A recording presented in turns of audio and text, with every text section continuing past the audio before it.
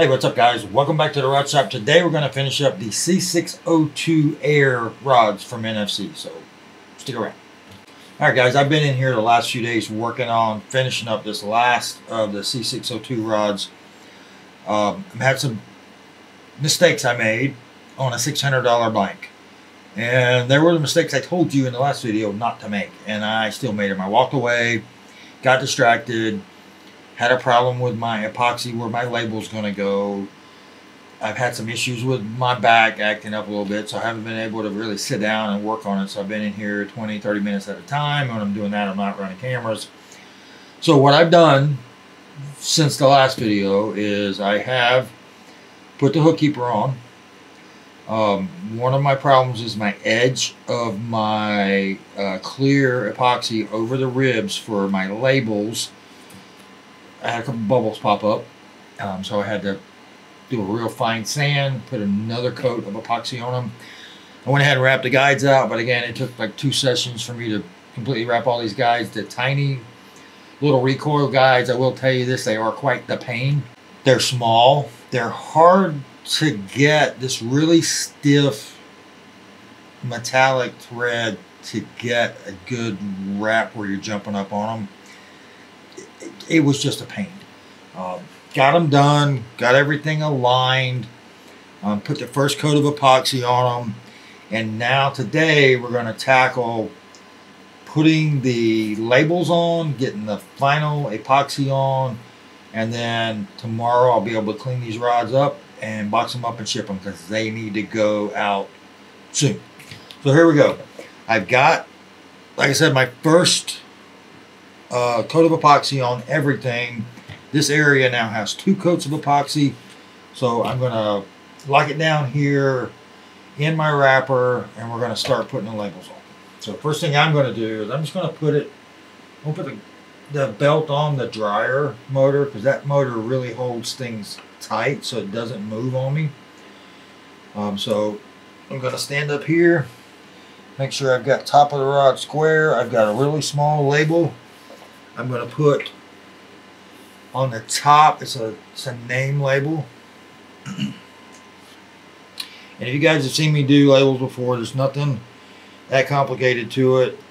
You just have to make sure your hands are clean, your blank is clean, and you have a good plan for where these labels are going to go. So I need my Scotch tape and the weighted base here. I'm going to put my top label on here. This is the name label, it's a nickname. So what I'll do first is I'm going to just start this paper backing to peel. It's a 2-piece paper backing. Get it started peeling up, off. Whoop. Try this again. Just going to grab it here with my X-Acto knife and peel the corner up just like that. The one going the other way, and that just makes this next step a little easier. So then what I'm going to do is lay it down on my table. I'm going to take a piece of cellophane tape, Scotch tape, and I'm just going to pick it, try to get it straight on the tape, and then as you get really close to it, those labels will jump like that. Now, I've got it where I can manipulate the label by holding on to these ends of the Scotch tape. I'll take another short piece. I'm just going to stick it to the backing that I've started peeling already. And then we're just going to peel the backing off. The area I want to put this label is right here. So, I'm going to stick it right there down the center. Now I'm going to work the air out of the top of the label and then work my way around the sides, making sure I don't have any air bubbles in it.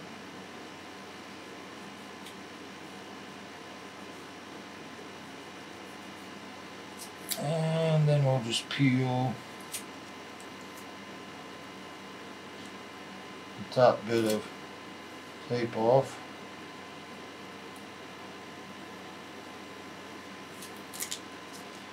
And then I will take my microfiber cloth.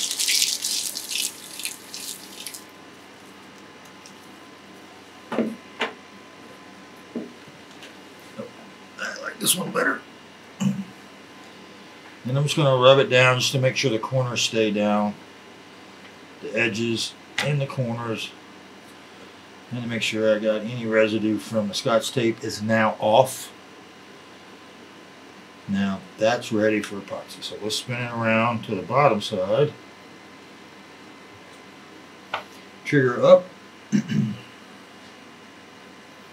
And we've got the label I made that has the blank information on it. And these blanks come with these labels, but those labels are extremely long, wide. I don't like the way they look. They take up too much, and I think it takes away from the blank itself. So I'm going to peel just like I did the other one. I'll start peeling the backing off.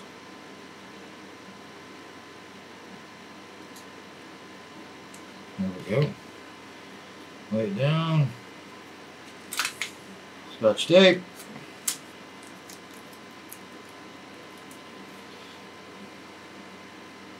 And it jumped just like that.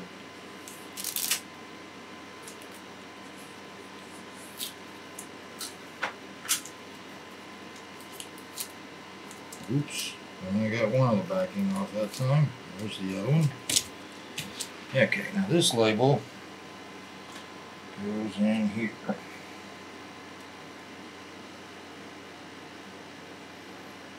Just like that.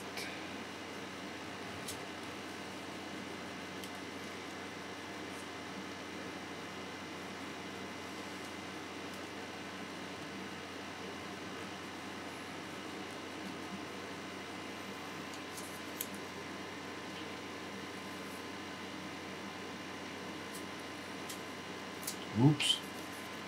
Now that tape started to tear, which it will do, and it's done it again.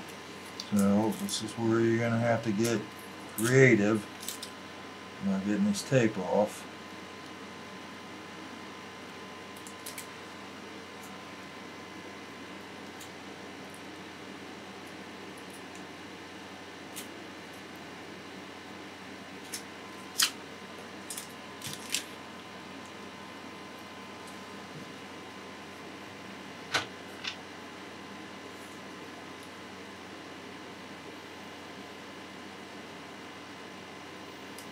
Okay, we got it all off.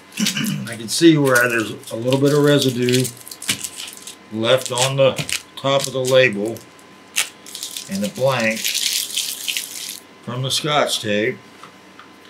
So again, microfiber towel.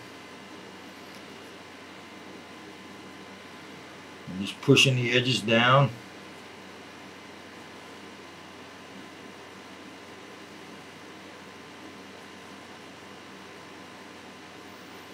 All the tape residue off.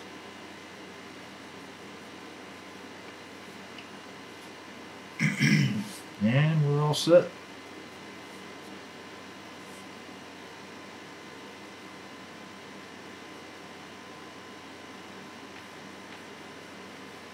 Okay, so labels are done.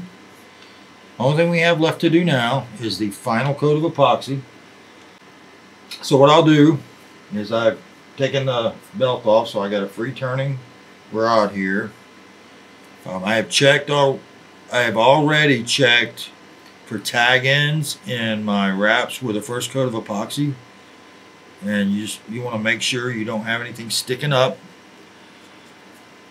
because it's a minor little thing, but it's my OCD about how this stuff should look when we're done. And then the very last thing I do before I mix any epoxy up is I'm going to put an ending mark with tape that I can peel after I finish my label epoxy.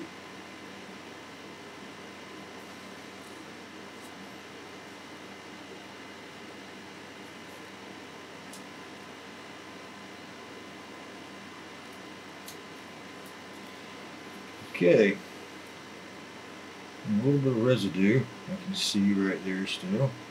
On to that. See if I can get that off. There we go. Alright, it's time to mix up some epoxy. Nothing complicated about what we're doing, guys. This is just a very expensive rod. The steps are exactly the same. You guys don't need to see me mix epoxy and put it on. Like I said, since the last video, I did my static load test check just to make sure.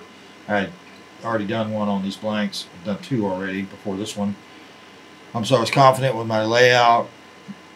Wrapped my guides, aligned the guides very carefully. The tiny little recoil guides, the size 4s on the for the running guides there. Tough to line up, took me a little bit, but it's no different than building a $100 rod that you built for your first one, or that I built for my first one. It's just, for me, the attention to detail gets even higher when you're dealing with these very expensive components. So, a couple things before I go. It's been pointed out to me by you guys that, one, this rod felt like it was being built, or I was building it out of sequence. The only thing I did differently is I started some flat epoxy work where I was going to put my labels, only because it is an x-ray guide, so you have the ribs. If I wasn't putting labels on, or if this was just a slick blank, I wouldn't have done it that way. This was just a time saver for me to start a little early in the build process, putting epoxy on. Normally this would be, the first coat of epoxy. If it was a slick blank, everything would be on before I even started any of my epoxy work. The other thing that was pointed out to me by you guys is I'm not very good at promoting the other stuff I have going on that you guys might be interested in. So this is the Rod Shop channel. Obviously, you guys are loyal watchers. The other couple things happening is, one, I have a fishing channel based in Central Florida. It's called AE Fishing. I'll put a link down below.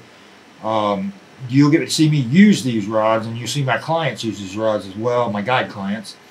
I had somebody go, hey, I didn't even know you had a guide business. So apparently I'm not very good at promoting that. The other thing is the Swamp Cat Boat Works is a crazy idea I had, I don't know, about 15 years ago. I finally got started on it last Labor Day. I worked really hard for about 3 months, and then I got sidetracked. Of course, it was, wintertime in Florida. Fishing is great. Spent a lot of time doing that. Back to the summer now. 100 plus heat index every day on the water. When I do fish, it's only for a few hours in the morning. But I'll be getting back on that. Try to get that 12-foot tunnel finished. It's a micro bass boat, 11'7". It's almost 5 foot wide, but it is size of a John boat that functions like a bass boat. Stability, comfort, storage, everything. So check out that channel. It's called Swamp Cat Boat Works. Like I said, it's about 30 videos up. There's 30 days of construction up there now on the boat. Most of those days were about 4 hours, but check out that channel.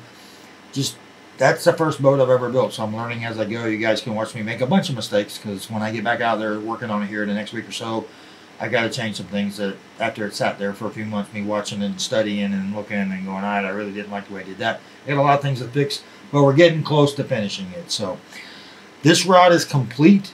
There's one more to build in the C6O2 series. That's one for me personally, but there's no rush on that. We are going to be starting a heavy worm rod build. That's the one thing I haven't built with you guys. It's for deep water worming, perfect summertime technique in the deeper reservoirs, and we'll start that next. So be looking for that, and thanks for watching, guys. I'll see you next time.